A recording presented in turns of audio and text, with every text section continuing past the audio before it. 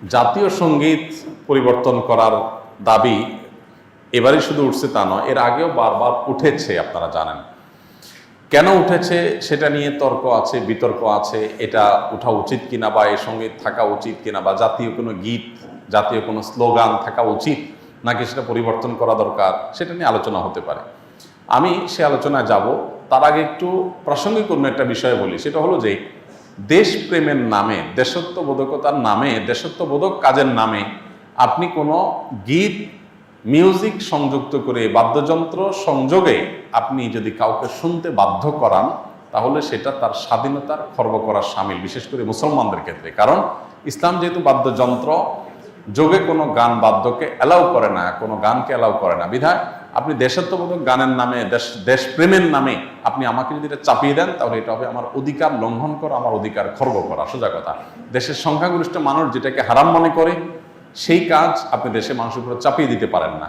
হ্যাঁ, দেশের একটা স্লোগান থাকলো, একটা গীত থাকলো, সেটার কথা মনা ভিতরে যদি আপত্তিকর কোনো কিছু না থাকে, সেটা ভিন্ন বিষয়, অবশ্যই সেটা গ্রহণযোগ্য হতে পারে।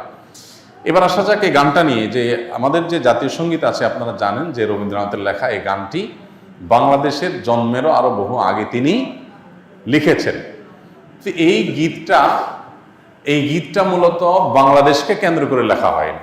বাংলাদেশকে কেন্দ্র করে যেটা লেখা হয়নি, সেটা কেন বাংলাদেশের জাতীয় সঙ্গীত হতে যাবে, এটা একটি বিষয়। আরেকটা বিষয় হলো, যেই গীতের মধ্যে কোথাও বাংলাদেশ শব্দটাই নেই, সে গীত কিভাবে এদেশের জাতীয় সঙ্গীত হতে পারে? বিধায় আমি তো মনে করি যে এই দাবিটা অযৌক্তিক না, যে আমাদের জাতীয় সঙ্গীত পরিবর্তন করা এটা সময়ের সবচেয়ে গুরুত্বপূর্ণ দাবিগুলোর মধ্যে থেকে একটি।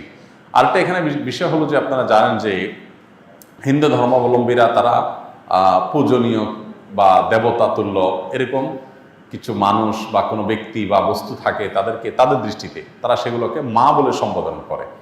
ইসলাম আমাদেরকে এরকম কোনো ধারণা দেয় না। মাতৃভূমির প্রতি ভালোবাসা এটা একটা স্বকীয় বিষয়, এটার জন্য মুসলমান হওয়া প্রয়োজন নাই, এটার জন্য মানুষ হওয়া যথেষ্ট। শুধু মানুষ কেন, অন্যান্য প্রাণীর মধ্যেও কি আছে, নিজের ভূমির প্রতি নিজের টান আছে। একটা কুকুর, একটা বিড়াল, একটা প্রাণীও দেখবেন যে সে যে ভূমিতে থাকে, বসবাস করে, বা যে ভূমিতে তার জন্ম বেড়ে ওঠা, সেটার প্রতি তার সহজাত একটা টান আছে। সেখানে মানুষের মধ্যে তো অবশ্যই আছে। আমাদের প্রিয় নবী সাল্লাল্লাহু আলাইহি সাল্লাম মক্কা থেকে যখন হিজরত করে মদিনায় আসছেন, তাকে যখন কেবলা পরিবর্তন নির্দেশ করা হলো, তিনি যখন ফিলিস্তিনের দিকে নামাজ আদায় করছিলেন, তিনি বারবার করে মক্কার দিকে যেন কেবলা করে নামাজ পড়তে পারেন, নিজের মাতৃভূমির দিকে ফিরে যেন তারা সালাত আদায় করতে পারেন, সেজন্য আল্লাহর কাছে বারবার করে বিভিন্নভাবে আর্গুমেন্ট পেশ করছিলেন। আল্লাহ তাআলা কোরআনে সেটা উল্লেখ করেছেন, ফালানুওয়াল্লিয়ান্নাকা কিবলাতান তারদাহা। হে রাসূল, অচিরেই আপনাকে আপনার মনের মতো আপনি যে কেবলার প্রত্যাশা করছেন সেদিকে ফিরে সালাত আদায় করার নির্দেশ দান করবে। এখান থেকে বোঝা যায় মাতৃভূমির প্রতি সহজাত টান থাকা এটা একেবারে প্রাকৃতিক একটি বিষয়।